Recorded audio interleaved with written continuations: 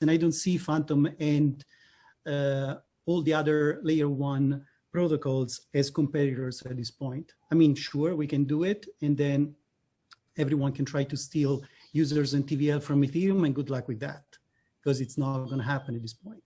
Doing with Fantom, as I mentioned before, we're building bridges to Ethereum so that users can just flow back and forth from one or the other. And we're going to function as a sort of a, I want to think, I mean, in very, very simple terms, as a sort of a load balancer for Ethereum. Get some load from Ethereum, and Ethereum will also work and perform better. Because as we're seeing, especially right now, I mean, those crazy transactions fees on Ethereum are not sustainable. They're fine, you know, among us. You know, we're early adopters, innovators, however you want to call us. But if this is just a game among, you know, the 0.1% of the population in the world, then it's fine the way it is. If we're looking for mass adoption, this has to change somehow. So yeah, and the way that we're doing that at Fantom, after the bridges, of course, and as I mentioned before, transaction cost very minimal, and similar to Solana, we have time to finality in 1 to 2 seconds. So it's a very, very different experience from Ethereum itself. And funny enough, a couple of months ago, Andre Cronje, which is you know, our less technical advisor, but he really played a giant role in actually building Fantom, building the consensus.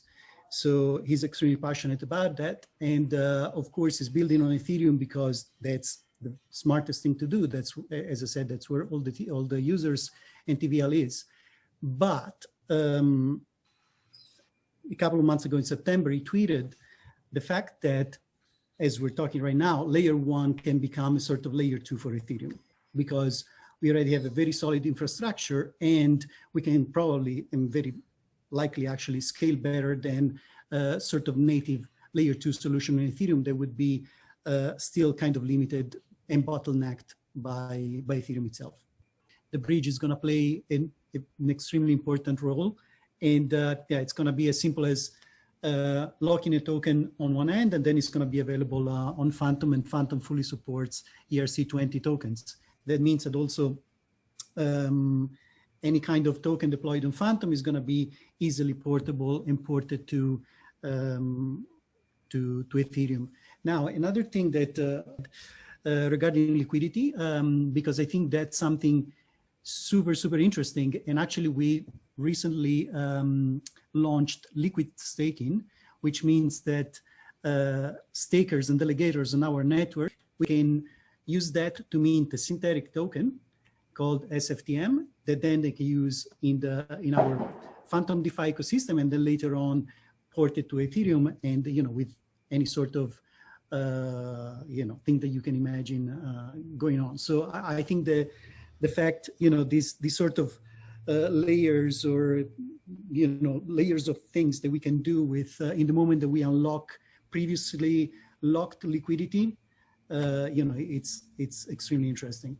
So I have to say that actually Fantom is very much community driven, and we have an amazing and supportive community, and we constantly trend on Twitter because of them. We have a very, very strong core support of the community, and then it grows and it grows and expands, especially under certain periods. But we recently had a podcast with the Lunar Crash guys to analyze exactly the sort of network effect that we have on Twitter with Fantom in certain times and certain conditions, which is amazing.